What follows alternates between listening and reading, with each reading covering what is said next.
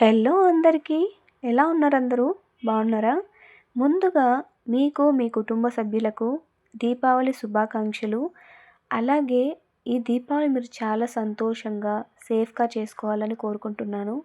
ఈరోజైతే దీపావళికి నేను ఏమేమి ఐటెమ్స్ చేశానో మీతో షేర్ చేసుకుంటాను. చూసేయండి. ఫస్ట్ అయితే నేను రైస్ పెట్టేశాను. ఇప్పుడైతే పప్పు కోసం కందిపప్పు తీసుకొని ఒక 2 టైమ్స్ వాష్ చేయండి. అందులో మీకు 2 గ్లాసెస్ లేదా రసం కావాలంటే కొద్దిగా ఎక్కువ వాటర్ వేసుకోండి. అలాగే నిమ్మకాయ సైజ్ అంత చింతపండు, 6, 7 వెల్లుల్లి రెబ్బలు, ఒక పెద్ద సైజ్ టొమాటో తీసుకొని ఇలా 8 పీసెస్‌గా కట్ చేసి వేయండి.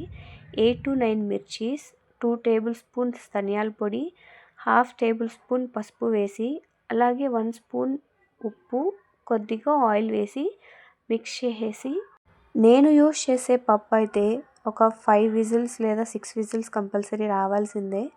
లేకపోతే అంత బాగా కుక్ అవ్వదు. నెక్స్ట్ అయితే వడల కోసం మార్నింగే నేను మినపప్పు నానబెట్టేశాను. అవి ఇప్పుడు జార్లో వేసి అందులోనే ఒక 5 మిర్చి, కొద్దిగా అల్లం, సాల్ట్ అండ్ కొన్ని మిరియాలు. మిరియాలు మీకు నచ్చకపోతే స్కిప్ చేయొచ్చు, కానీ వేస్తే మాత్రం చాలా బాగుంటుంది. ఇప్పుడు 2 ఆనియన్స్ చిన్న చిన్నవిగా కట్ చేసుకొని ఇందాక మనం మిక్సీ పట్టిన దాంట్లో వేసేసి మిక్స్ చేయండి. నేనైతే స్పూన్‌తో మిక్స్ చేద్దామని ట్రై చేశా. బట్ అది కుదరదు. హ్యాండ్‌తోనే బాగా మిక్స్ చేసేయండి. తర్వాత డీప్ ఫ్రై కోసం ఒక పాన్ తీసుకొని అందులో సరిపడా ఆయిల్ పోసుకోండి. తర్వాత ఇలా కొద్దిగా పిండి వేసి చూస్తే మనకి ఆయిల్ హీట్ అయిందా లేదా తెలుస్తుంది. ఈ వడలు వేయాలి అంటే ఫస్ట్ మన చెయ్యిని వాటర్‌లో డిప్ చేసి అలా రౌండ్ బాల్ లాగా చేసి కొద్దిగా ప్రెస్ చేసుకోవాలి.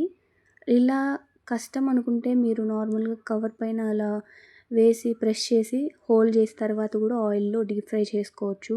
మధ్య మధ్యలో తిప్పుతూ అలా బ్రౌన్ కలర్ వచ్చే వరకు వేయించుకోవాలి. అంతే, వడలు రెడీ అయిపోయాయి.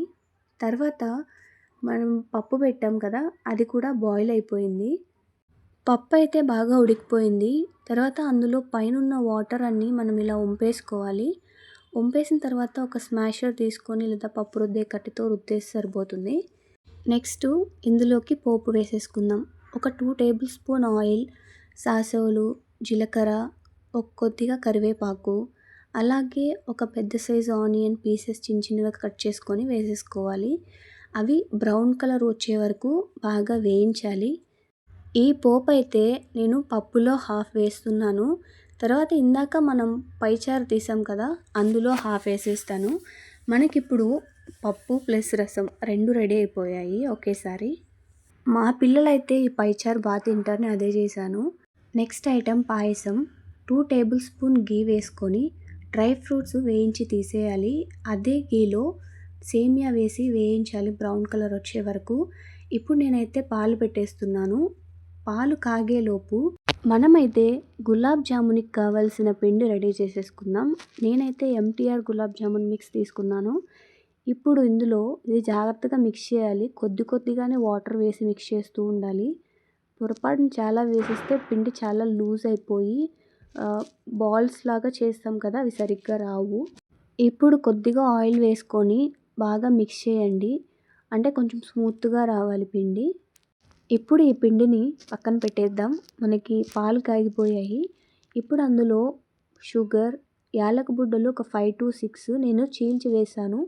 మీరు మిక్సీలో షుగర్తో పాటు మిక్స్ చేసేసి వేయొచ్చు. ఈ 2 మినిట్స్ తర్వాత మనం వేయించి పెట్టుకున్న సేమియా వేసేసి బాగా మిక్స్ చేసేసేయాలి.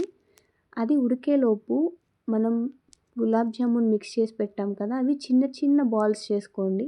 ఎందుకంటే మనం వేయించేటప్పుడు కొద్దిగా సైజు పెరుగుతాయి. తర్వాత మనం సిరప్లో వేస్తాం కదా, అప్పుడు కూడా మళ్ళీ సైజు పెరుగుతాయి అన్నమాట. చూసి చేసుకోండి. ఇప్పుడు మన సేమియా ఉడికిపోయింది. అందులో డ్రై ఫ్రూట్స్ వేసేసి మిక్స్ చేసేద్దాం. ఒక 2 మినిట్స్ ఉడికితే సరిపోతుంది, రెడీ అయిపోతుంది. ఇప్పుడు ఇంకొక ప్యాన్ తీసుకొని అందులో గులాబ్ జామున్కి సరిపడా, అంటే నేనైతే 1 కప్పు అలా వేసా షుగరు. మీకు ఎంత కావాలో చూసి వేసుకోండి. అందులో వాటర్ వేసి అలా మిక్స్ చేసి కాసేపు బాయిల్ అవ్వనివ్వాలి. నాకైతే ఇవన్నీ కుక్ చేయడానికి 2-2.5 అవర్ టైం పట్టింది. కానీ మీకు ఎక్కడ బోర్ కొట్టకూడదని 5-6 మినిట్స్లోనే ఫినిష్ చేసేస్తున్నా. ఇప్పుడు కుకింగ్లోకి వెళ్తే మన షుగర్ సిరప్ రెడీ అయిపోయింది. అందులో యాలక్ పుడ్డలు ఒక 5-6 చీల్చేసి అందులో వేసేయాలి. ఇప్పుడు పక్కనేమో పాయసం రెడీ అయిపోయిందని ఆఫ్ చేసేసా. ఇది బాయిల్ అయింది కదా! దీన్ని తీసి పక్కన పెట్టేసి మూత పెట్టేయాలి చల్లారకుండా. ఇప్పుడు మనం చేసిన చిన్న చిన్న గులాబ్ జామున్ బాల్స్ తీసి ఆయిల్‌లో వేసి డీప్ ఫ్రై చేసేయాలి. ఇలా బ్రౌన్ కలర్‌లో వస్తాయి. అప్పుడు ఇవి తీసి మనం చేసి పెట్టుకున్న సిరప్‌లో వేసేస్తే మనకి ఒక 2-5 మినిట్స్ టైం పడుతుంది. గులాబ్ జామున్ రెడీ అయిపోతుంది. అంతే అండి. టేస్టీ ఫుడ్ రెడీ అయిపోయింది. ఈ వీడియో కనుక మీకు నచ్చినట్లయితే ప్లీజ్ లైక్ చేయండి. మీ ఫ్రెండ్స్‌కి షేర్ చేయండి. అలాగే మరెన్నో వీడియోల కోసం మన ఛానల్‌ని సబ్స్క్రైబ్ చేసుకోండి. Thank you.